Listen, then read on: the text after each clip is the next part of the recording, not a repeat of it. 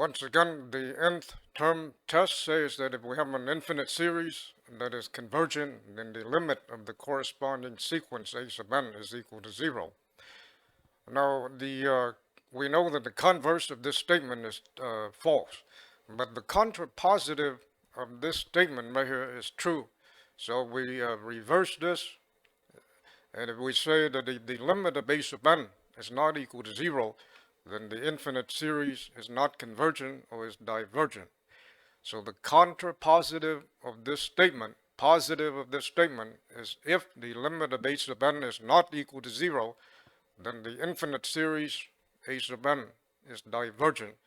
This statement is true.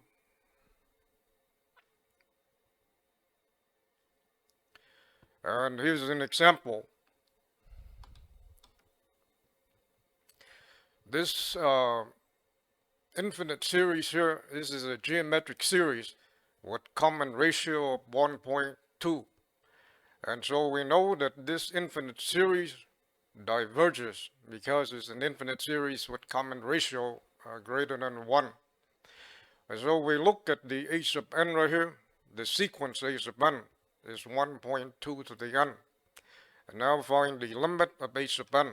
The limit of the sequence 1.2 to the n is equal to infinity, because this sequence right here is a geometric sequence and the common ratio is greater than 1. And we know that when we have a geometric sequence and the common ratio is greater than 1, then the limit of the sequence is equal to infinity. And so because a sub n is not equal, the limit of a sub n is not equal to 0, then the infinite series diverges.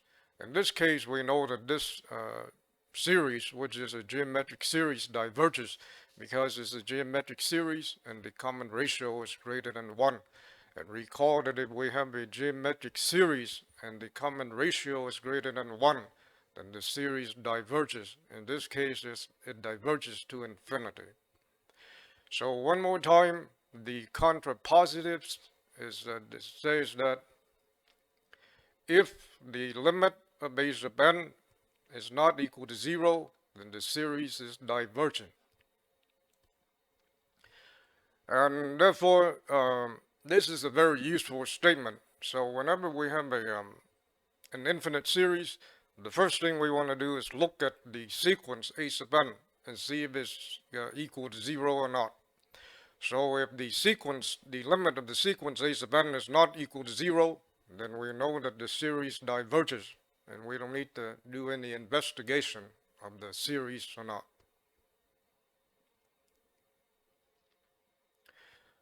And here's another example. And so we don't know anything about this series right here. We know that a sub n is 4n divided by n plus 5. We just want to know if this series converges or diverges. If we want to know if it diverges to infinity or not. A sub n is 4n divided by n plus 5. Find the limit. Take the derivative of the top, we get 4. The derivative of the bottom, we get 1, using L'Hopital's rule. And the limit will be 4 divided by 1, which is 4.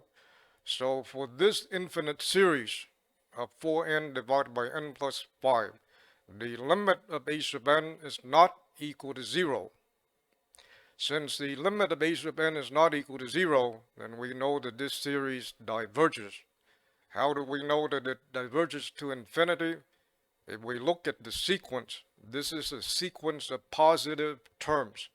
So every term in this sequence, 4 sub n plus 4 divided by n plus 5, each term is positive. And if we add an infinite number of positive terms together, we get infinity. So that's how we know it's equal to infinity. So one more time, first we show that a limit of a sub n is not equal to 0, and then we can conclude that the series diverges.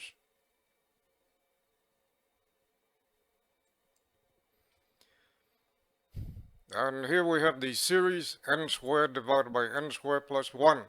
and we want to show that it diverges. And so let's use the nth term test for divergence. So for this particular series, a sub n is n squared divided by n squared plus 5. The limit of n squared divided by n squared plus 5.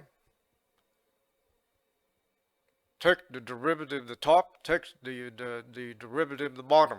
Then we get 2n, which is 1. And one more time, the reason we allow to take the derivative because L'Hopital's rule says that if we have infinity over infinity, then we can take the limit is the same as the limit of the derivative of the top and the derivative of the bottom. And so we get 1. Since the limit of the sequence is not equal to 0, then the corresponding series n squared divided by n squared plus 5 diverges. And in fact, this series right here diverges to infinity. And again, how do we know that this series is equal to infinity? If we look at the sequence here, this is a sequence that with only positive terms. So each term in the sequence is positive. And when we add an infinite number of positive terms together, we'll get infinity.